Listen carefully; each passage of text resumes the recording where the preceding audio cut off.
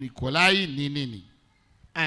Cha kwanza, c'est chasser le Saint-Esprit dans l'église. Ni kufukuza Roho Mtakatifu ndani ya kanisa. Ou refuser la conduite du Saint-Esprit dans l'église. Au kukataa uongozi wa Roho Mtakatifu mkanisa. Et qu'un homme domine sur d'autres hommes. Na mtu fulani atawale juu ya wengine. Le nicolaïsme, Unikolai, c'est diviser l'église ni kugabula kanisa pour bien régner. Kwa kutawala vizuri, ili mtu atawale vizuri. Est-ce que vous avez compris? Je, mulielewa? Donc, ni kusema basi, et celui qui la divise là, na yule mwenye naigabula, il n'accepte pas que celui qui est l'auteur de la division. Hakubali ya kwamba yeye ndio mwanzilishaji ya ile ugabulaji, ya ile magawanyiko au kutenganisha. Le nicolaïsme, Unikolai, c'est établir un chef sur d'autres conducteurs. Ni kuweka mkubwa juu ya vingine viongozi, juu ya wengine viongozi. Tout va vers lui. Vyote vinamwendea yeye. Même si le Saint-Esprit descendait, hata kama Roho Mtakatifu angeshuka par un ministère, kupitia huduma et fulani, il enseigne la vraie parole, na anafundisha neno la kweli, si le chef n'a pas encore accepté ça, kama mkubwa hajakubali ile, ça ne passera pas. haitapita. C'est ça le nicolaïsme. Hiyo ndiyo unikolai. Le nicolaïsme, Unikolai, c'est créer des églises où tu dois chapeauter. ni kuunda makanisa zenye utasimamia kama kiongozi wazi, Et où tu vas nommer les chefs. na ambako utataja wakubwa. Est-ce que vous ne le voyez pas? Je, basi hamubione? Vous ne les voyez pas. Je, hamubione? Donc ce ne sont pas des injures. Ni kusema haiko matusi, Ce ne sont pas des critiques. haiko kusema vibaya, Ce sont des réalités. ni mauhakika zilizo. Mais maintenant, Sasa quand cet esprit travaille, wakati le roho inatumika, elle n'accepte pas la correction. haikubali kukosolewa au ukosoaji. Elle a déjà créé un royaume dans le royaume de Dieu. Ilisha jitengenezea ufalme ndani ya ufalme wa Mungu. Tout celui qui va s'élever contre ce système, Yeyote ambaye atainukia ile mtindo, il sera soit excommunié, au atatengwa, ou intimidé, au ataogopeshwa, ou exclu, au atafukuzwa, ou discriminé. au kunyenyekezwa na kutengwa, kumwepusha na wengine, kubaguliwa. Merci. Tout cela, c'est dans le message que Branham a enseigné sur les 7 âges de l'église. Ile yote iko ndani ya ujumbe ambayo ndugu Branham alifundishaka ndani ya vizazi 7 vya kanisa. 6e point. Nukta ya 6. Le nicolaïsme, Unikolai, sème l'amertume. inapandaka uchungu. Sème l'amertume. Inapandaka uchungu. À tel point que celui qui ne veut pas accepter ce système-là, Kiasi yeyote ambaye hataki kukubali ile mtindo, on le traite wanamuita de mauvais, wanamuita mbaya, orgueilleux. wa kiburi. Il cherche à se faire quoi que ce soit. Anatafuta kujifanyia lolote atakalo. On enseigne aux gens de s'éloigner de ces gens-là. Na wanafundisha watu wamwepuke yule. Ou aller. Watu waepuke wale. C'est ce qui a été à l'âge de Smyrne. Jo yenye ilikuwaka mkizazi cha Smyrna. Là à Éphèse, Pale Efeso c'était la pensée. ilikuwaka wazo. C'est Jonathan ici. Huyu Je vais Jonathan illustrer. Nita Il reste ici la parole. Il faut que le ministère dirige, la parole dirige. Si ce n'est pas écrit, nous ne pouvons pas accepter. Il nous étouffe. Anatuniga, oui. anatufinya. Non. Anatuniga. Hii mafundisho inatuniga. Cet enseignement nous étouffe. Inatusonga. Ça nous presse. Ça nous coince. Hatupate kwenye na shi tunaweza kukua vya kusema. Nous n'avons pas où avoir un endroit où nous aussi nous pouvons parler. Neno. La parole. Quand même na shi tunaweza. Quand même nous aussi nous pouvons. C'était cette pensée-là. Ilikuwaka ndio ile wazo ile. Mais maintenant les apôtres Lakini sasa à Éphèse, ils ont vu cet esprit. Wakaona ile roho. C'était une pensée. Ilikuwaka wazo. Mais comme l'église était pleine du Saint-Esprit de la parole, l'amour fraternel, l'amour véritable de la parole, upendo wa kweli wa neno, ceux qui avaient cette pensée-là wenyewe walikuwaka na ile wazo ile, ont échoué. Wakashindwa. Puisque le Saint-Esprit, il y avait encore des hommes établis par Dieu. Kwa sababu kulikuwa kungaliko watu waliowekwa mkazi na Mungu. Un homme établi par Dieu mtu aliyewekwa na Mungu ne peut pas accepter le nicolaïsme. Hawezi kamwe kukubali unikolai. Et quand il enseigne la parole, na wakati anafundisha neno, par la puissance du Saint-Esprit qui communique la parole, les frères qui reçoivent cette parole, esprit et vie, ne peuvent pas aussi accepter la pensée nicolaïque. Est-ce que vous me suivez? Et là, à Éphèse, c'était difficile. Mais la pensée était là. Mais arrivé à Smyrne, ils ont eu ce qu'on dit les œuvres de Nicolaïte.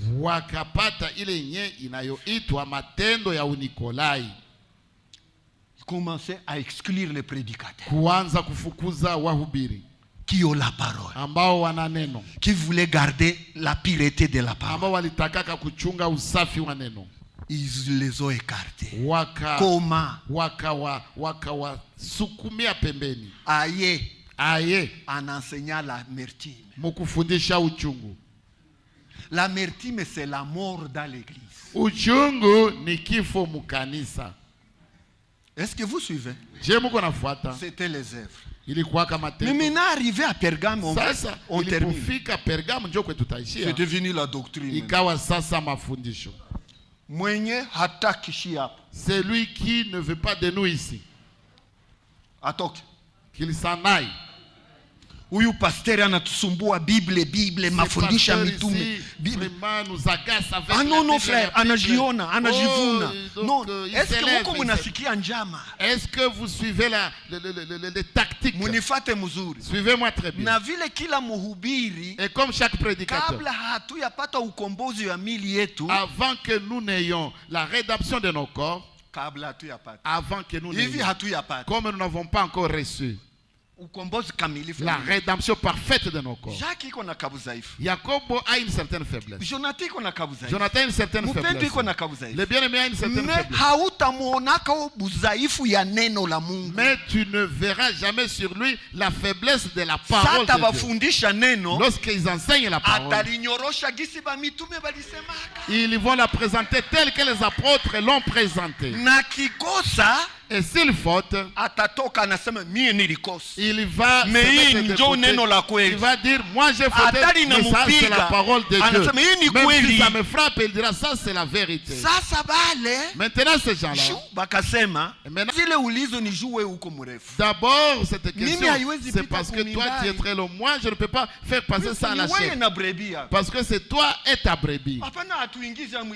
Ils ne font pas qu'ils nous introduisent dans cette pensée. Parce que ça passe. Ça passe. Ça passe. C'est comme ça.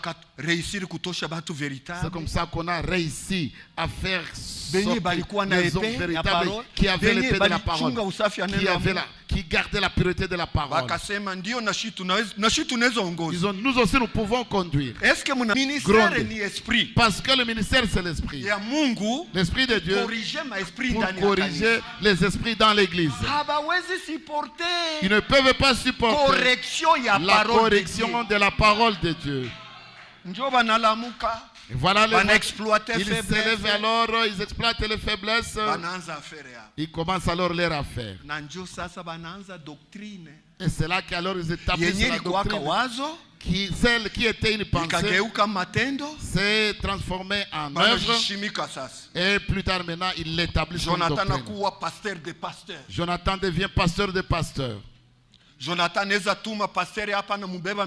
Jonathan peut faire quitter un pasteur ici et le mettre à Minova. C'est lui qui a fait commencer une assemblée à Minova, il est mis à Gisenyi. C'est cela la doctrine nicolaïte. Je ne peux pas continuer. J'ai voulu seulement compléter cela. Parce que lorsqu'on parlait du nicolaïsme, sachez que c'est quoi le nicolaïsme. Voilà pourquoi le frère Branham dit, c'est ça le serpent ancien. Il a commencé dans la faiblesse, sachant ce qu'il ferait dans l'église. Il fait de la l'amitié avec les conducteurs. Il obtient la place à la chair. Comme les dragons, alors il commence à lancer son venin. Son venin. Que Dieu vous bénisse. Dans le nom précieux du Seigneur Jésus-Christ.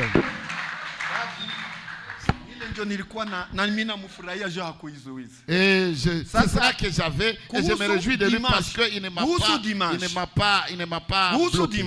Au sujet de dimanche, le frère Jonathan a parlé au sujet de la sœur Jean-Claude, au sujet du frère Jean-Claude et l'enseignant de l'école dimanche. N'allez pas dire que l'assemblée de Ndosho est bâtie sur les visions et les songes.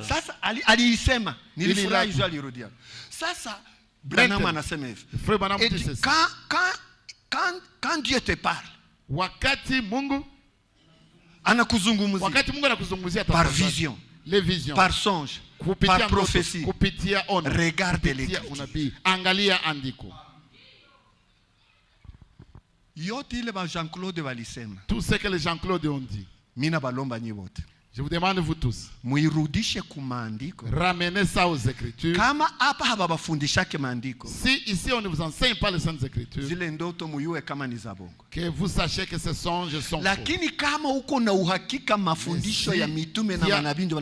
La certitude que c'est la doctrine des prophètes et des apôtres, c'est ce qu'on t'enseigne ici. Cette vision de Jean-Claude et la vision de la sœur Thomas, frère ici, parole pire, la parole pure qui est prêchée ici.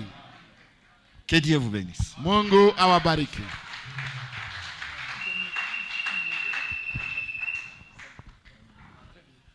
Que Dieu bénisse au nom de Jésus-Christ. Fait cela est si vrai. Fait cela est si vrai. Je remercie d'ailleurs le Seigneur que cette assemblée n'a pas commencé par ses visions et songes.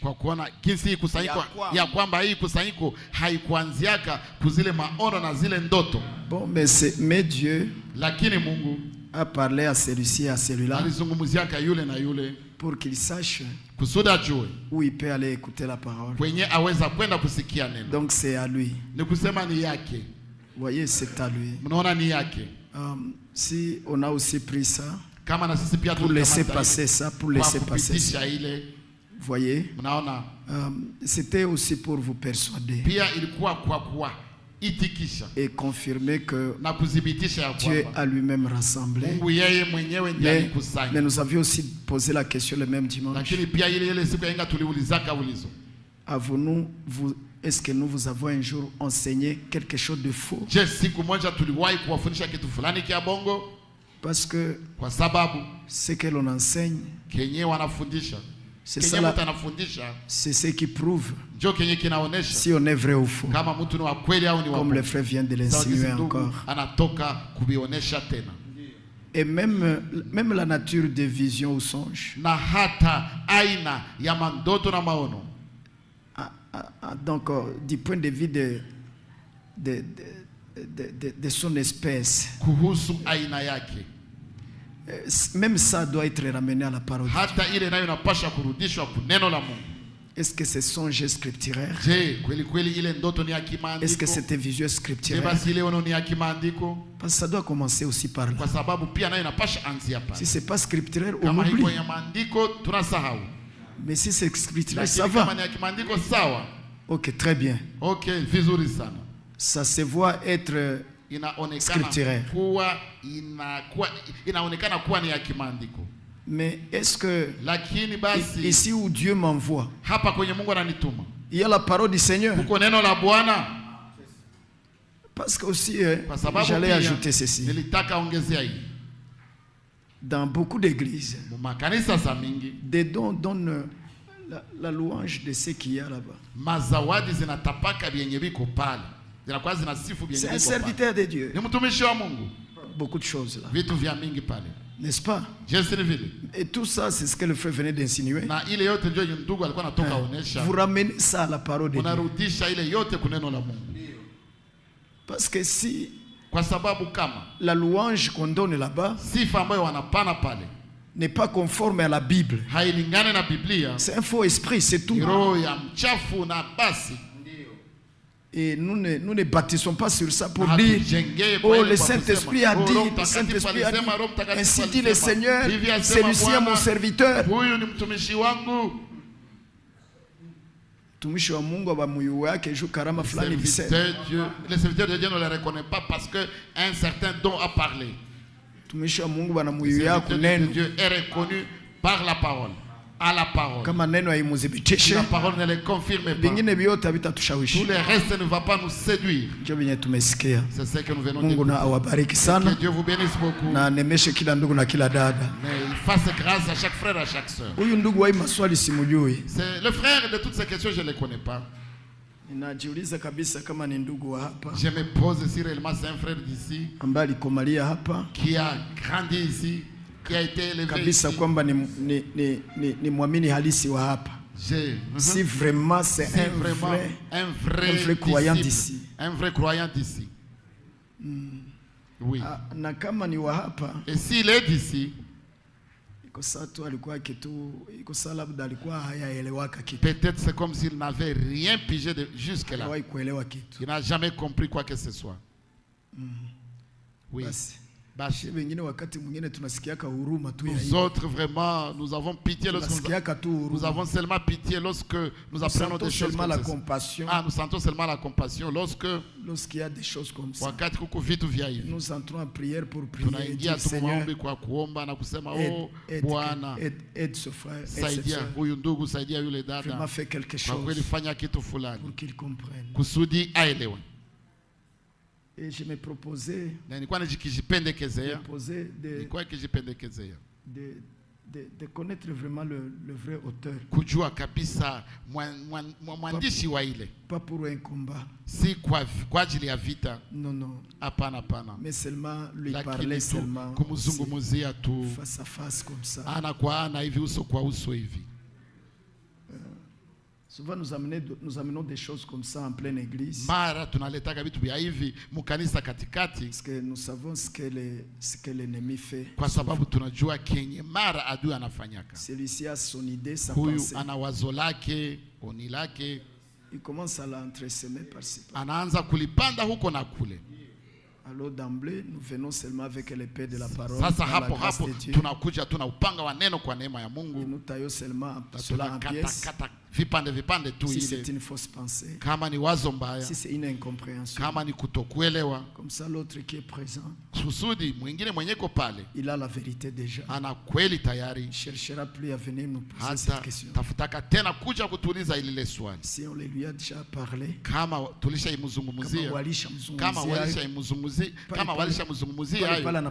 immédiatement, il a la réponse et la position.